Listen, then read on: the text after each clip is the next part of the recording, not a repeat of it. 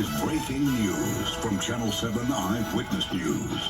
And we are following breaking news. President Trump's Department of Transportation putting the brakes on New York City's congestion pricing plan. The controversial plan that's what I'm just talking getting its about. start less than 2 months ago. That's what now I'm the talking MTA about. suing over the reversal. So what does this mean for sue all you as y'all you drive into Midtown? Congestion pricing and you were is looking at live dead. pictures right now. Governor Hochul and MTA Yeah, leaders here are come the expected crying. to begin Here a come news the conference crybaby. at any minute now to discuss what all of this means. As soon as they step to that podium, we will bring it to you live.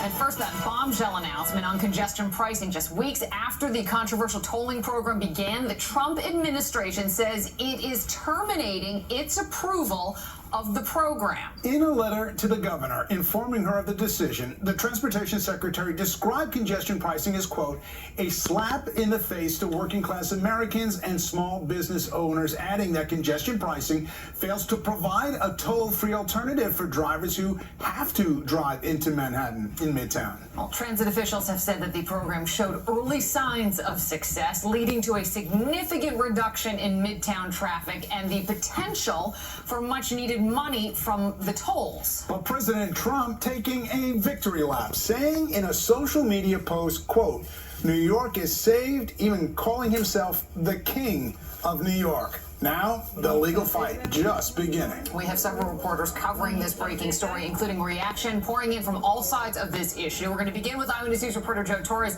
He is live at Grand Central Terminal where that news conference is about to happen. Joe.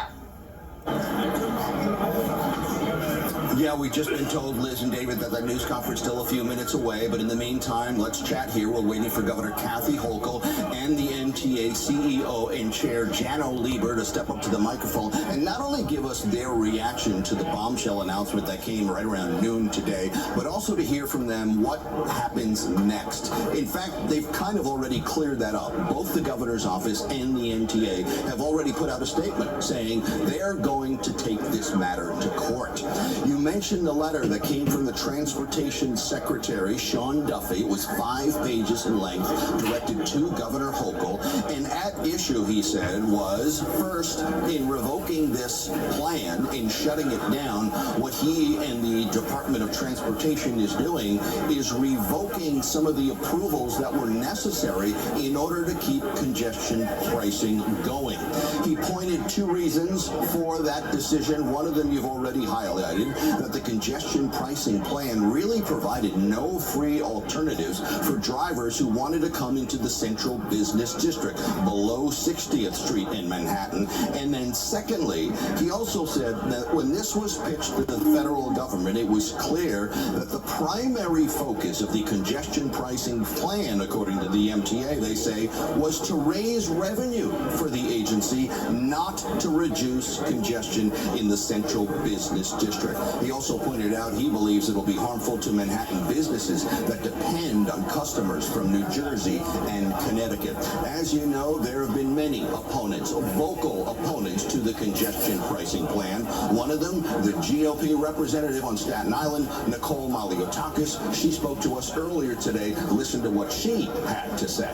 He, as a New Yorker, understands how this program is to our city's economy, to our local businesses, to the residents, the constituents that we both represent. This was an unfair toll, particularly considering the residents that I represent in Staten Island. They are already tolled to connect to the rest of the city. And this was a double toll that they were facing to go into the center of the city in which they live. And so for the people I represent in Staten Island and Brooklyn, this is a good day, and it was very unfair what this governor did in terms of tolling not just my constituents, but think about the first responders, the restaurant workers, the nurses, people going in for medical appointments, and they have to go in at all sorts of odd hours. And they didn't feel safe riding the subways of New York City, and we had... Now, you've also heard those same comments echoed from Bruce Blakeman, the Nassau County executive, as well as from legislators in New Jersey as well. We're just getting a heads up that we're 2 minutes away from the governor coming here.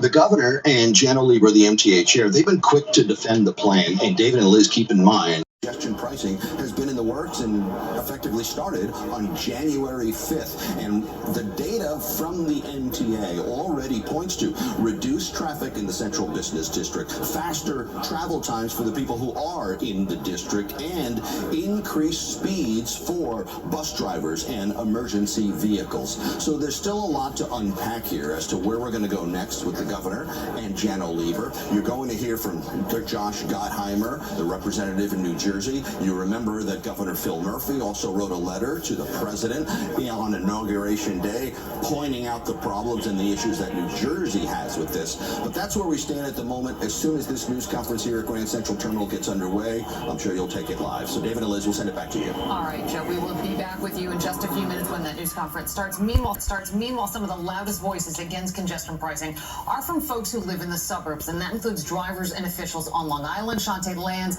is live in Carl Place on Long Island, continues our coverage now. Shantae. Well, Liz, this is a copy of that letter that Governor Kathy Hochul received that both you and David mentioned. In it, on page 2, it cites the town of Hempstead's lawsuit as part of the reason for canning congestion pricing. 6 weeks into New York City's congestion pricing, and there's a sudden halt. The administration under President Donald Trump is now revoking federal approval of New York City's congestion pricing program, the first of its kind in the nation, fulfilling Trump's campaign promise to reverse the policy that tolls drivers $9 per day who enters Manhattan's busiest street. Yeah, well, that's great. Yeah, part of congestion pricing is killing a lot of people. Congestion pricing is terrible for businesses because if it costs people... At 1:01 p.m. today. All right, we're going to go ahead and listen to Governor Kathy Hochul about her reaction to the congestion pricing being ended. Secretary Duffy announcing their attempt to end the congestion pricing program in the state of New York. At 1:58 p.m., President Donald Trump tweeted, "Long live the king." I'm here to say New York hasn't labored under a king in over 250 years. And we sure as hell are not going to start now. The streets of the city where battles were fought, we stood up to a king, and we won then. And we will,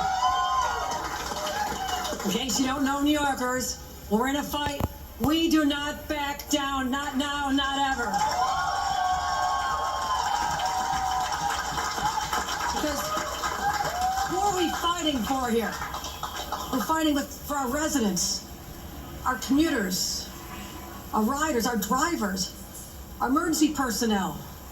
Life has gotten better. Those who have asthma, people with illness. That's who we're fighting for. And the 6 million people who use the MTA to get to their jobs and their lives and their doctor appointment, nurses, doctors, EMTs, all the people we need to get to their jobs in a reliable way, they're now going to be affected. Boo! I also have to raise a question. I want to hear that shit. As I look at the pretense for this rejection, and we have a lot of legal reasons why we know we're going to be victorious. Boo! But they actually cited the will of New Jersey. Yay, New Jersey. Didn't want this. Ignoring the will, the people who live here, they're elected leaders in Albany, and all of a sudden, the Trump administration is citing, well, New Jersey wasn't happy, okay? I'll talk about that later. But here's what I want to also say. I don't care if you love congestion pricing or hate it. This is an attack on our sovereign identity, our independence from Washington. And this is... Boo! We are a nation, You're lying. Of states. This is what we fought for. These are people like Alexander Hamilton. I didn't ask for this. To set up a system we are not subservient Bed-Stuy asked for this. Out of Washington. So this is the fight we're in. It's all about our sovereignty. Brooklyn ain't asked for this. I spoke to the president many times in a reasonable way, calm way. You're a New Yorker. You know how essential it is to have safe, reliable public transit, or else this system shuts down. Our economy shuts down. the nation's economy could shut down. That's how essential we are. Take away all those bike lanes y'all put in One would think you'd know Manhattan and that. all around the city. That what created all of this congestion. Others involved. It feels like All the congestion feels like the was commuters of our because the city Department and our of regions Transportation decided now to the roadkill redesign on the Donald Trump's revenge streets tour against New York. of New York without considering the cause and effect, which would be smaller roadways Not the real for world, Sean. New York City It's real drivers. life for New Yorkers, and don't you forget that.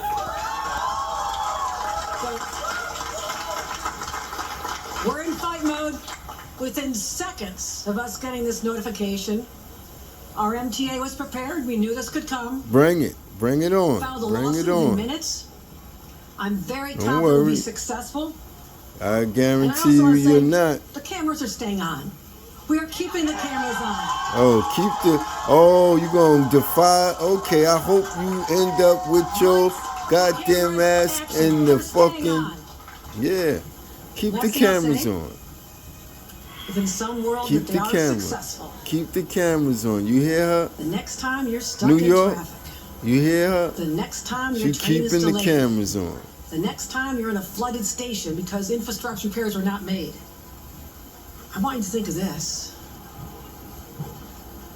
Don't worry, we Think used about to this. that. Next time you're stuck in traffic. Yeah, we used to this. Don't worry, we used to this. Don't try to put it off on You know where the him. plan goes? Okay? We have my top 10 reasons why congestion pricing is working. But as someone who's worked so hard, I want to let Jana Lieber tell you why we believe this program is working and why it's essential. Then we haven't taken any questions, and my counsel can explain our legal strategy as well. Thank you very much. Man, now here come this ignoramus. Can't explain where's all the money that they get every day when someone swipes their Metro card or pays with their Omni Pass. Where's that money going? Got the nerve. Got the nerve. Thank you, Governor Hochul. Thank you for your leadership Y'all on think this y'all issue. gonna defy the president's Simple situation. orders. New York ain't going Go back. ahead. We tried gridlock for 60 years. It didn't work. It cost our economy billions. But you know see? what's helping our economy? What's making New York a better place? Congestion pricing. So, Oh, as boo. the governor said, let me Boo. just Get take the you through fuck what's out of here happened with in that. the month and a half since tolling began. Traffic was down 9% in January. 1.2 million fewer vehicles entered the central business district, and that meant Lies. speeds and all speeds went Lies. way up, particularly express buses. People coming Lies. from areas where a lot of people Take drive. out all them The cross goddamn streets- bike the cross lanes. streets, Take which are out the those death aisles zone for that y'all drivers put in Manhattan. all up Anybody and knows down that. Canal 7th, Street, 34th 8th, Street, 57th 6th, Street. Speeds are all up, of those up. avenues, The streets First are Avenue, safer. Second Half as many Avenue, crashes, all those and that means islands y'all pedestrians done are not created, getting bike injured lane and that y'all provided. Take those out and watch the streets But open this up. is a governor who talks to me about the economy. There are fewer cars, but there are more people coming to the central business district. That's what you want. That's what you want. And the central business district areas have had a surge in pedestrian traffic, office workers, tourists, shoppers, that far outpaces the rest of the city and the rest of Manhattan. And Lies. Yeah. small thing, we heard a lot of people. Fix no your one's gonna come lies. here Get your lies for together. dinner. Restaurant reservations up 7% since congestion pricing. Oh man, who are all these hooting and hollering ass New Yorkers? I bet you none of them got cars. None of them got cars. Audience attendance up 20%. Yellow None of cabs. Yellow cabs None were of them. concerned. They've had a hard time. None of them. Before COVID and during COVID, their trips and their tips are up 10%. Their yellow cab drivers are seeing a lot more money. And a small fact that might, I don't know, interest President Trump, commercial office leasing in the month of January 2025 compared to 2024, up 61%. Is that a very confident? Man, get out of here. People want to come to New York and they're signing leases. New Yorkers are seeing the difference. As the governor alluded to, we did it. There was one poll, major poll done, and it found that 6 out of 10 voters say President Trump should allow us to keep congestion pricing. And interestingly, 7 out of 10 drivers, the people who regularly drive to Manhattan, are saying this is good. This is a good deal. And you're lying. Not from this Brooklyn driver. You're lying. Study, a 4,000-page you're lying.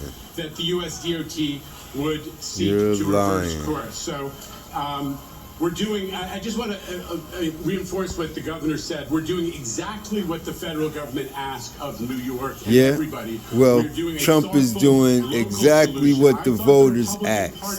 He's killed congestion pricing. That's what the voters asked for, especially the ones of New York City. Real World New York, a new episode, tells you at our density, 9 times Phoenix or Houston, one of those Sunbelt cities, we don't have enough room to have everybody come to our streets in a car. So why would you create this problem with the bike lanes? Moments of receiving that letter, let's look at those streets. Look at First Avenue. Which says, number one, look at 6th Avenue. Look at 8th Avenue. And number 2, look at all them islands y'all built up there, taking away valuable street lanes for cars to travel. I see I'm joined by a number of elected officials. Used to be 3-4 lane traffics. Now we only down to 2-3 lanes. Keith Powers is here. Anybody else? Thank you. Thank you for standing with us. I have my counsel here, Brian Mahana. If anybody has any questions about our legal strategy, would you like to address that or just wait this? Okay. All right, we're fired up, ready to go. What do you got? We'll take a couple of questions. Allie Bauman back there in the blue, CBS 2. Allie. Governor Hochul, I wonder if you think that it's a coincidence this letter came on the same day that Mayor Adams was in court over the DOJ trying to remove the case against him, or if you think the Trump administration is trying to send a message in sending this letter today. I have no clue. All right, there's Bernadette Hogan right down in front row, New York 1. See if we get a mic. Where's Ray? Got a microphone for you. Okay. Governor, you canceled a meeting with Donald Trump last week. Do you regret doing that, where you could have maybe struck a deal with him? And would you still be willing to strike a deal with him now if he agrees to give the $13 billion or whatever it would be if congestion pricing is turned off? Bernadette, there is no connection between me saying to him last week, the day he invited me to come down to have this conversation, which I have been pursuing, and then 3 hours later, I see on national television that his Attorney General Pam Bondi is now saying she's filing charges against me as governor of New York. I called up the president and said, I'm not coming down tomorrow. I don't know what your plan is. You're gonna slap handcuffs on my goddamn hands? So I'm not coming down, but I will be back later in the week, which will be this week, when our national governors gather. And he said, that's fine. We'll get together and we'll talk. That's why I know it has no bearing, despite the premise behind the question. All right, hey, no, we got to move on. We got to move on, Bernadette. Mara Gay here from the New York Times. I'm not going to stand here and make deals. There's one person who wants to talk to me. I'll see him in Washington. Governor, have you spoken to the president today since that letter came? Do you believe he's trying to, do you believe he's trying to hurt New York City? And who is really in charge of New York City's government right now? Mayor Adams is the elected mayor of New York City. I'm the governor of New York. New York City is a subdivision of the state of New York. I also have responsibilities to make sure the services are provided to 8.3 million people that I also represent. I'm not concerned about that. There is a path forward to make sure we stabilize this city and its government. That is unrelated to this. I'm happy to talk to the president at any time, and that's all I'll leave it at. What was it? Sorry, do you believe that the president of the United States is trying to hurt New York City and its economy? I said that I think our commuters are the roadkill on his revenge tour. Yes, I do. All right, Ramsey Khalifa back there. Ramsey from Gothamist WNYC. Ramsey. Governor, are you concerned that this is just the start of more punitive cuts down the road from the president? I mean, what have those conversations been like? As you mentioned, for example, Penn Station and the future of that facility and that infrastructure. I'm the one who raised those issues to him. I spoke to him as a fellow New Yorker, as someone who knows this city better than any president since FDR. I talked to him about my vision, which could be a shared vision, to make major infrastructure investments here in this great city, looking at a place like Penn Station to make it be a gorgeous, spectacular place, expanding the 2nd Avenue subway up to Harlem so people can get good paying jobs without spending half the day commuting down to Wall Street. I talked about the Interborough Express, why people from Queens and Brooklyn have to come into the city to go to their jobs or their home. I've shared with him a vision. I actually put together a beautiful PowerPoint. It's got a lot of nice pictures. I plan on handing that to him when I see him this week. So I still believe there's an opportunity, because I never say never. I'm not going to presume that he's going to try to continue to undermine our integrity as a New York State, especially when they see we're not going to bow to the king. Never have, never will. So that's the message I'm delivering. All right, Jenny Kane back there from the Associated Press. Jenny, AP. Oh, thank you. Well, since we have been talking about Mayor Adams, can you share with us your latest? Question. No, we're gonna move on to Evan Simko-Bednarski from the New York Daily News. Governor, the president has characterized the conversations that you had leading up to this as discussions, negotiations. Given what happened today, was he negotiating, was he discussing in good faith? Can you talk about what, if anything, he offered? No, I cannot. I'm not going to divulge private conversations other than I know my objective. My objective is to secure the most federal dollars I can, because I have to make people in Washington understand if this city is crippled because we do not make the investments, make sure the Long Island Railroad is functioning at a high level, Metro North is functioning, our entire subway system, they all have to be running in a reliable, safe way, or we shut down. And the ripple effect, not just across New York, but across the nation, is powerful. At a time when our economy is under siege from Washington, we live in a state where people are terrified of tariffs. Terrified of tariffs, whether you're a farmer in upstate New York or someone who's trying to buy steel to build one of the largest manufacturing facilities in American history. I've got a lot of challenges, but I am always one who's willing to sit at the table, say, what do you need, what do I need, and how do we get it done? I'm not ever closing the door on that. Rebecca Lewis right there, City and State in front. Hi, Governor. You use some pretty fiery language, perhaps the strongest that I've heard you use since Trump became president. You called this an attack on New York's sovereignty. Is this marking a new era of your approach to the Trump administration? Should we expect to see more resistance from you to things that he's doing, or are you still going to continue your strategy of trying to find middle ground and, maybe not poking the bear? I think the bear's been poked. But I'm saying this. I want you to know this. I have said on national shows, I've been asked countless, are you leading the resistance? No, I'm governing the great state of New York. I will continue taking on the issues when they have an effect on New Yorkers. I don't need to be playing whack-a-mole every time something crazy comes out of Washington. You need to see me doing a press conference or tweeting about it. That's not how I have effective leadership. I need to pick my fights. And as someone who's watched, well, I watched a lot of First Blood, okay? You probably don't know what it is. Everybody watched First Blood? Someone draws First Blood, you respond. I didn't draw First Blood, okay? There's a response that's required when someone comes after you. Someone just came after my state, and now I have to step up on this issue. If there's another area we can have collaboration, cooperation, serve our mutual constituents, because he does represent New York at the federal level, I'm up for that. I'm willing to sit down and work hard to do that. So I'm not trying to put myself in a different, cast a different lens about me. I realize one thing as she speaks. You came after New Yorkers. See? You came after New Yorkers. Why didn't she say anything to Joe Biden when he unleashed all those illegal aliens into New York City? Why didn't she step to the mic just like she's doing now? And what happens in court? How Riddle long me that. are we going to have this battle in court? Do you predict? On the issue of immigration, she was silent. All of those things. I will let my counsel give you some insight into the legal process. Brian Mahana. That's why Eric Adams now is dealing with the DOJ, because he was by himself speaking about the issue. And we're seeking a declaratory judgment, making clear that the congestion pricing program is fully authorized. Obviously, that will take some time, but until a judge rules, these cameras are staying on, and we expect the judge to rule in our favor.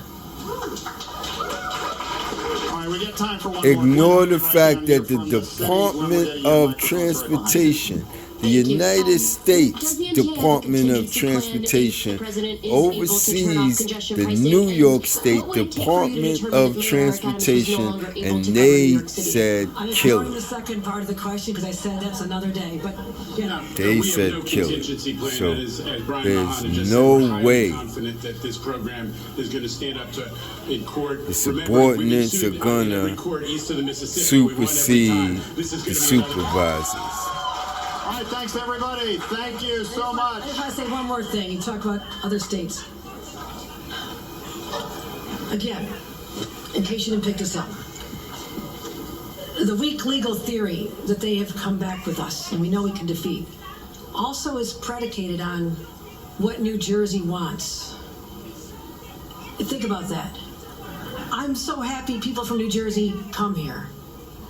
About 80% come by public transit, right, Jano? About 80%, they already take public. I want to make sure that there's a world-class program for our New Jersey guests and commuters.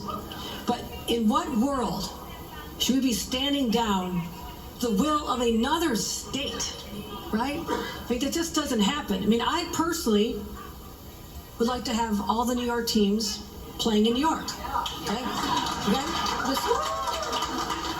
I'm not proposing that the federal government go annex the Meadowlands, but so there's a certain respect you have that you need to have for the boundaries of our states.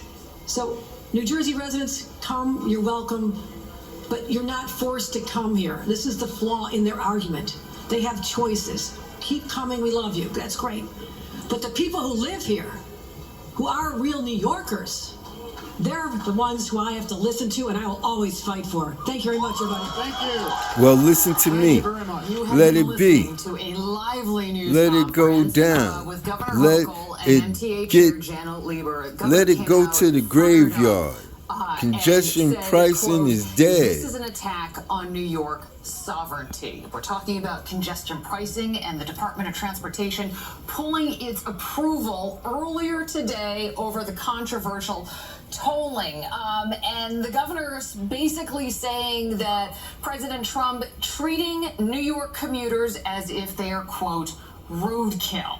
There is a lot to unpack here, lots of questions, but essentially, while they are going to court to make sure that congestion pricing remains, they did say that it's going to be a long legal process, and that the tolling will remain until we hear from a judge. Right. They do expect to take it to court. They've already filed a motion. They did that moments after learning about the government's decision. And she started by quoting Trump, calling himself the king of New York for bringing congestion pricing to an end. The governor saying, we've stood up to kings and we won that. And we are in a fight. We do not back down. This is attack on our sovereignty. Of course, we're going to continue to get reaction from this decision. And joining us now is former New York City Traffic Commissioner Sam Schwartz, known to many of us as Gridlock Sam. Sam, you have decades of experience with New York City traffic. What did you make of that press conference?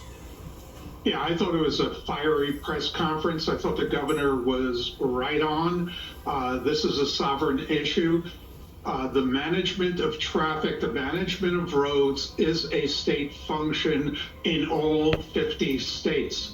I think the federal government is overstepping here. I think New York State has gone through an exhaustive process, and we now have a program that's in effect for 6 weeks, and it is working beyond my expectations. Traffic is better. People that used to yell at me and say other things to me about congestion pricing are now saying, let's keep it. We're getting to our destinations more quickly. Cab drivers, I used to be a New York City cabbie, they're turning over the fares more quickly. The reason that they are seeing an increase in business is because they're able to get rid of that fare and then start cruising for the next fare. Broadway is up. and all other indicators are positive. The president should allow this to continue. Now, you make a very good point here, and I know that you are not a legal expert, but you are a traffic expert, and you did hear that Jana Lever singing the praises of traffic is down 9%, 1.2 million fewer vehicles in Midtown Manhattan. Cross streets are safer. The governor made the argument that the Trump administration pulled the approval because New Jersey is so unhappy with the tolling system because of how it treats commuters from New Jersey as well as Connecticut and things like that. Do you think that, considering the success that you have seen so far and that the MTA is praising, that that is going to be enough of an argument in court? Yeah, I think it's a very strong argument, and I don't think New Jersey has much of a case. New Jersey has allowed New Jersey Transit and the other transit systems within the state to deteriorate. So I don't think New Jersey should be in any way criticizing New York City and New York State for trying to improve our transit. They should get on the bandwagon. I wrote an op-ed with the mayor of Jersey City saying, let Jersey be a partner in this. And Jersey can gain a lot. They should be able to get some of the revenue. I agree with a lot of the arguments about New Jersey paying a little more than their fair share. But let's work together. And I think that the governor would be game to that. And it's kind of ironic that Phil Murphy, certainly no fan of Trump, is suddenly being hailed by the Trump administration for his astuteness on how this is affecting the people in New Jersey. Overwhelmingly, the people in New Jersey are benefiting from this. But there are still many viewpoints on this, Sam. We do appreciate your viewpoint on this. Of course, we'll be getting reaction from all sides of this as we continue to follow this story. Thanks again for joining us. Exactly. Coming up, the other news of the day, and you heard